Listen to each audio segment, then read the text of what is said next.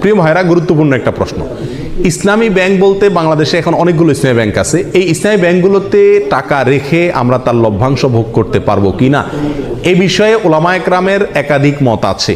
কিছু ওলামায়ে কেরামের গবেষণা অন্তে তারা বলেন যে ইসলামী ব্যাংকগুলো আমাদের দেশের পরিসরে কেন্দ্রীয় ব্যাংকের অধীনে থাকতে হয়, দেশের প্রচলিত নিয়মকানুন মেনে চলতে হয়, যার কারণে এবং অনেক ক্ষেত্রে সদিচ্ছার অভাব বা ঘাটতি থাকার কারণে পরিপূর্ণ ইসলামিক না। যেহেতু পরিপূর্ণ ইসলামিক না, অতএব সেখানে টাকা রেখে সেটার লভ্যাংশ খাওয়া জায়েজ হবে না। এটা হলো কিছু আলেমদের মত। এর বিপরীতে অন্য ওলামায়ে কেরাম বলেন, যেহেতু আমাদের সমস্ত ইসলামী ব্যাংকগুলোর শরিয়া বোর্ড আছে এবং সে শরিয়া বোর্ডে গ্রহণযোগ্য ওলামায়ে কেরাম বসে আছেন, তাদের দায়িত্ব হলো এটা ইসলামী পদ্ধতিতে চলছে কিনা মনিটরিং করা, পরামর্শ দেওয়া।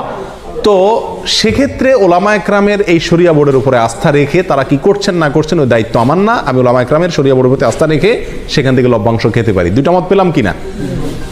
এই দুই মতকে সমন্বয় করে একটা তৃতীয় মত দিই আমি আপনাদের। সেটা হলো ইসলামী ব্যাংকগুলোতে টাকা জমা রাখা এক জিনিস, আর সেখানে বিভিন্ন মেয়াদে কিস্তিতে টাকা রেখে লাভ খাওয়া আরেক জিনিস। ইসলামী ব্যাংকগুলোতে টাকা রাখা শুধু জায়েজই নয়, বরং জরুরি এবং উত্তম, এবং একজন মুমিন হিসেবে আমরা বাধ্য টাকা জমা রাখা যে কোনো ইসলামী ব্যাংকে। কেন? কারণ সুদী ব্যাংকে আমি টাকা জমা রাখলে কেমন যেন তাদেরকে সুদী কারবারে কি করলাম, সহায়তা করলাম। আমার এই টাকাটা পেয়ে তারা সুদে সহায়তা করবে। ইসলামী ব্যাংকগুলো আর কিছু করুক আর না করুক, একটা কাজ তো তারা করবে, সেটা কি? আমার এই টাকাটা নিয়ে সুদ যে হারাম, এই একটা কনসেপ্ট ইসলামী ব্যাংকগুলো বাংলাদেশে বিস্তার করছে কি করে নেই।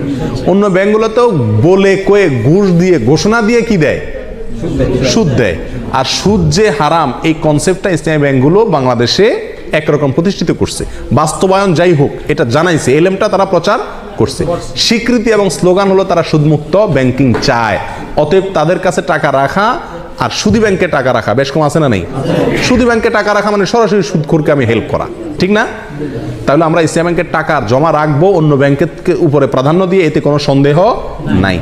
দ্বিতীয় হলো টাকা বিভিন্ন পলিসিতে রেখে সেখান থেকে কি খাওয়া, লাভ খাওয়া। এটা হালাল কিনা তার জন্য বলেছি ওলামায়ে কেরামদের একটি মত।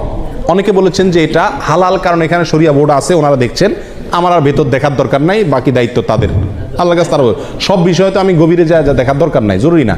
আর সবচেয়ে বড় কথা হলো তারা বলেন মুসলিম হিসাবে আমরা যেরকম মুসলিম, ভেজালও আছে ভালো আছে, ইসলামী ব্যাংকগুলো এরকম দুধের দোয়া না, তাদেরও ভুলও আছে সঠিকও আছে। কিন্তু তারা যেহেতু সুদের বিরুদ্ধে স্লোগান নিয়ে রাস্তা নামছে এবং এটার বিরুদ্ধে একটা ফ্লো তৈরি করতে চাচ্ছে, অতএব তাদের ওখানে টাকা রেখে হালাল ব্যবসার পলিসিতে টাকা রেখে লাভ খাওয়া মাসে মাসে জায়েজ আছে।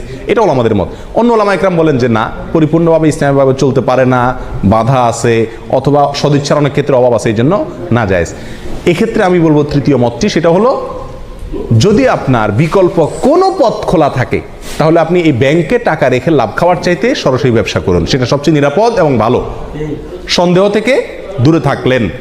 আর যদি অন্য কোনো সমস্ত উপায়গুলো বন্ধ হয়ে যায়, তাহলে ইনশাআল্লাহ বিদিনিল্লাহ এটা পরিপূর্ণ হারাম হবে না। আল্লাহু আলাম।